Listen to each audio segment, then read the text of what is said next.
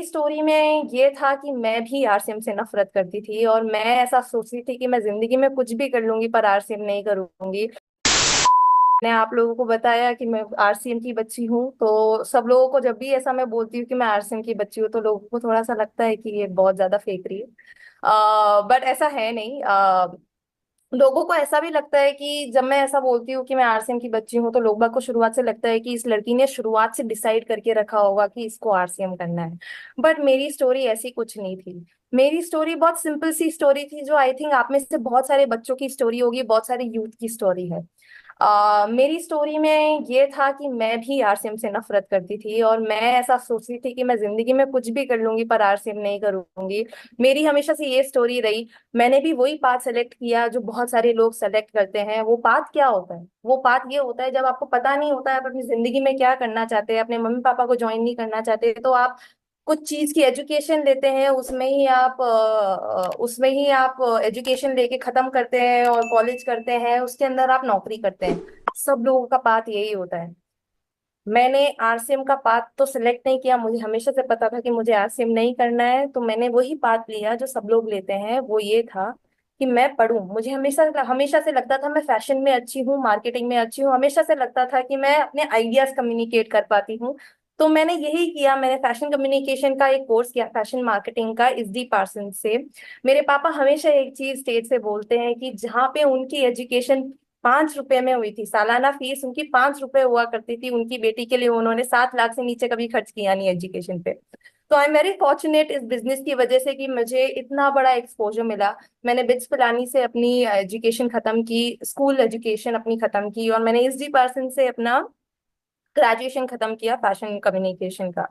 जब सारी चीजें मैंने मैंने अपनी एजुकेशन कंप्लीट कर ली थी, मैं उस दिन बैठ के एक बार पापा से चाय पे बात कर रही थी और मैं पापा को अपनी सिचुएशंस बता रही थी कि पापा, मैंने ऐसी ऐसी कंपनीज में अप्लाई किया है, मैं इन कंपनीज में अप्लाई करने के सोच रही हूँ, और मैं सोच रही हूँ कि ऐसे ऐसे मेरी जॉब होगी, मैं ऐसा ऐसा काम करूंगी, इतना अच्छा काम करूंगी, सब लोगों को पसंद आ जाएगा। तो आप मेरे को बताओ, अगर मैं एक काम करने का सोच रही हूँ, अगर मैं एक जॉब ले रही हूँ, आप मेरे को बताओ एक अच्छी जॉब क्या होती है, एक अच्छी जॉब में क्या होना चाहिए। मैंने मेरे पापा को सिर्फ सिंपल सा ये क्वेश्चन पूछा था। आप मानेंगे नहीं, उस समय मेरे पापा ने मुझे बोला कि बेटा, तू 2 साल नौकरी करके देख, तू 2 साल नौकरी करके देख, तेरे को समझ में आ जाएगा तेरे काम में और मेरे काम में डिफरेंस क्या है। आप सब लोग अपने बच्चों को बोलते रहते हैं, पीछे पीछे पड़ के बोलते रहते हैं कि तू आरसीएम कर, तू आरसीएम कर, तू आरसीएम कर, तू आरसीएम करेगा। बट मेरे पापा के साथ ऐसा था नहीं। मेरे पापा ने ना मेरे को कभी कुछ बोला। मेरे पापा तो हमेशा उनकी लाइफ सिर्फ मेरे से कंपेयर करते रहते थे। वो मेरे को बताते रहते थे, देख भाई, तेरी जॉब ऐसी है, मेरी जॉब ऐसी है, तेरा काम ऐसा है, मेरा काम ऐसा है। और मैं ऐसी बात, पापा ने मेरे को 2 साल का टाइम दिया था ना, 2 साल बोला था कि 2 साल में रियलाइज कर लेगी कि तेरे काम में और मेरे काम में डिफरेंस क्या है। आप मानेंगे ही नहीं, मेरे को 1.5 ईयर्स लगा। 2 साल का मैंने पूरा 2 साल भी नहीं लिया, मेरे को 1.5 ईयर्स में ही समझ में आ गया कि मेरे काम में और पापा के काम में डिफरेंस क्या है, और अगर मैं जिंदगी अच्छे से जीना चाहती हूँ तो मुझे आरसीएम ही करना है। ये बात सही है। ये बात बहुत सही है कि लोग बाग, यूथ आजकल अपना पैशन पैशन जो होता है उसके पीछे जाते हैं, जो आप जिसके प्रति आप पैशनेट होते हैं। मैं भी बहुत ज्यादा पैशनेट थी, पर मेरी नौकरी ऐसी थी, मैं PR में काम करती थी, पब्लिक रिलेशंस का काम करती थी। आप जितने भी सेलिब्रिटीज देखते हैं ऑनलाइन या फिर मूवीज में, जितने भी सेलिब्रिटीज देखते हैं, अगर आप मूवीज कंज्यूम करते हैं तो उनकी पब्लिसिटी मैं किया करती थी। उस काम में मैं इतनी परेशान हो गई थी, मुझे मेरे लिए खुद के लिए टाइम नहीं था। मैं मेरे मम्मी पापा से फोन पे बात नहीं कर पाती थी। मैं रोज सुबह 8 बजे घर से बाहर निकलती थी आई थिंक, और मैं रोज रात में 3 बजे घर पे आती थी। मैं किसके लिए कर रही थी, क्यों कर रही थी, वो मुझे कुछ पता नहीं। मुझे समझ में ही नहीं आ रहा था। मेरा जो पैशन था ना, वो पैशन नहीं रहा, वो सिर्फ मेरे लिए अब एक झंझट वाला काम बन गया था। ऐसा शायद इसलिए भी रहा होगा क्योंकि मैंने मेरे घर पे ऐसी कभी सिचुएशंस देखी नहीं। मैंने मेरे पापा को जब भी काम करते हुए देखा ना आरसी, मैं बहुत लगन के साथ काम करते हुए देखा, बहुत पैशन के साथ काम करते हुए देखा। वो लगन और पैशन तो मेरे पास रहा ही नहीं था मेरी जॉब में। इतना पिस चुकी थी, टाइम ही नहीं था किसी चीज का। और अगर ऐसा भी था कि चलो मेरे को पैसे भी मिलते थे, मेरी जैसे सैलरी, मेरी फर्स्ट सैलरी जो थी इस जॉब में, उस जॉब में मेरी first salary close to 1 lakh rupees हुआ करती थी। तो उस समय भी मैं ऐसा सोचती थी कि यार ऐसा तो नहीं है मैं मेरे पापा के सामने बहुत ज्यादा कमा रही हूँ, मेरे पापा के सामने तो मैं मूंगफली के दाने जितना कमा रही हूँ, कुछ नहीं, इनका कुछ वैल्यू नहीं रखती, मेरी इनकम कुछ भी वैल्यू नहीं है, फिर भी ऐसा क्यों है कि मेरे पास टाइम नहीं है, मेरे पापा के पास टाइम। जब मैं ये चीजें क्वेश्चन करने लगी तब मुझे एक चीज समझ में आया कि शायद मेरे पापा जो करते हैं वो अच्छा ही है। उस समय जब मैं जॉब कर चुकी थी तो उस समय मेरे को समझ में आया कि हाँ यार पापा जो कर रहे हैं वो अच्छा ही कर रहे हैं। पर फिर भी मेरे लिए नहीं है, पापा के लिए है, जो पापा करना चाहते हैं लाइफ के साथ वो करें, मैं इसमें बिल्कुल भी इन्वॉल्व नहीं रहूंगी। बट फिर मेरी लाइफ में धीरे धीरे, जैसे मैं नौकरी कर रही थी, धीरे धीरे एआई आया। मैं ज्यादा बड़ी स्टोरी नहीं खींचूंगी क्योंकि मैं आज किसी और के बारे में बात करना चाह रही हूँ, बट एक्चुअली आ जैसे हम लोग यूथ यूथ के बारे में बात कर रहे हैं ना, मेरी स्टोरी हमेशा से यूथ के अकॉर्डिंग रही है, मेरी हमेशा स्टोरी ही यूथ के ऊपर रही कि मैं खुद यूथ हूँ। तो मैं आप लोगों को बस मेरी स्टोरी के थ्रू आपको कुछ समझाना चाह रही हूँ और होपफुली आप समझ जाएंगे कि मैं क्या पॉइंट लेना चाह रही हूँ। एनीवेज, तो मेरी लाइफ में एआई आया, मेरी मेरी जॉब लाइफ में एआई आया। और मैंने ये देखा कि धीरे धीरे मेरी सारी नौकरी जो भी थी, सारी नौकरी का कुछ कुछ जो पार्ट था वो एक एआई करने लगा था, वो एक कंप्यूटर करने लगा था। और ये रियल लाइफ स्टोरी है, ये एकदम रियलिटी में मेरे साथ हुआ था क्योंकि मैंने ये शिफ्ट होते हुए देखा है। जो लड़की एक कंटेंट पीस अलग से लैपटॉप खोल के, मूवी देख के, इंटरव्यू सुन के, इंटरव्यू लेके लिखती थी, वो लड़की आज सिर्फ क्या करती थी, मूवी देखती थी, कंप्यूटर को बताती थी कि क्या मूवी है, किसके बारे में क्या इंटरव्यू है। वो इतना अच्छा आर्टिकल लिख के देता था मेरे को एआई कि मेरे को कभी किसी, मेरी बॉस ने कभी ना वो आर्टिकल रिजेक्ट किया, ना किसी न्यूज़पेपर के एडिटर ने वो आर्टिकल रिजेक्ट किया। और मुझे ये समझ में आ गया, उस समय तो मैं बड़ी खुश थी, पर मुझे ये समझ में आया कि धीरे धीरे मेरी नौकरी मेरे हाथ से कब निकल जाएगी मुझे भी नहीं पता चलेगा। और मजे की बात यह है कि आप सब लोगों के साथ यही होने का। आप भरोसा कीजिए या नहीं कीजिए, सरकारें आएगी, बीजेपी की सरकार आएगी, कांग्रेस की सरकार आएगी, आपकी सरकार आएगी, समाजवादी पार्टी की सरकार आएगी, किसी भी कोई भी सरकार आ जाएगी और आपको बोलेगी भाई साहब हम जॉब दिला देंगे आपको। और आप लोग मजे में आके क्या वोट भी दे दोगे कि अरे हाय जॉब्स तो मिल नहीं रहे लोगों को, तो मैं तो जॉब जॉब के लिए मैं इस पार्टी को वोट दूंगा।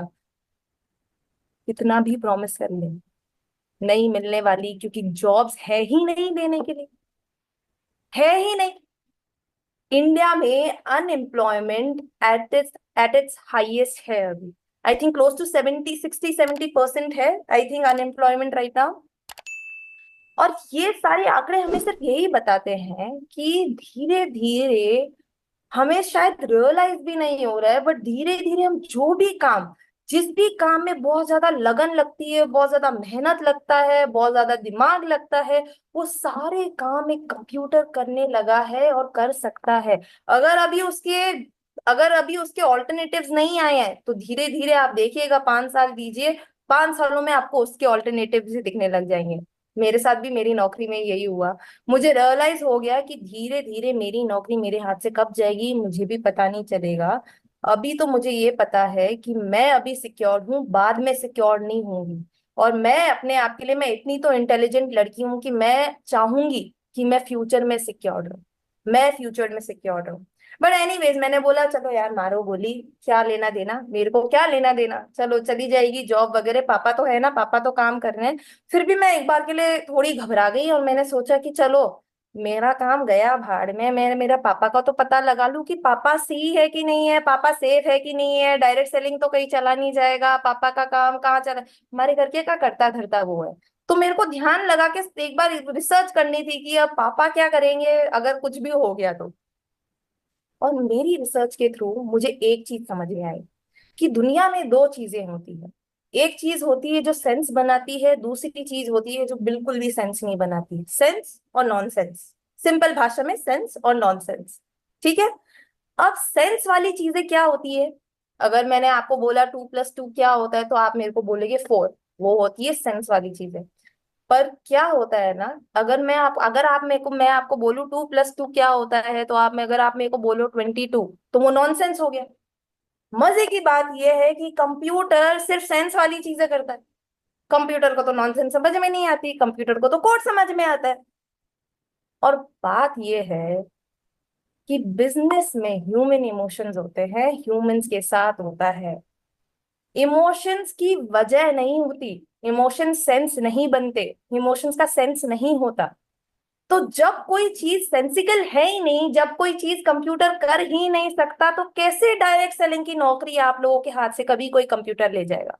हाँ, ये बात सही है कि डायरेक्ट सेलिंग करने के लिए आर्टिफिशियल इंटेलिजेंस के बहुत सारे टूल्स आ सकते हैं, बहुत सारी चीजें आ सकती है जो आर्टिफिशियल इंटेलिजेंस में आपकी, जो डायरेक्ट सेलिंग में आर्टिफिशियल इंटेलिजेंस आपकी मदद कर दे।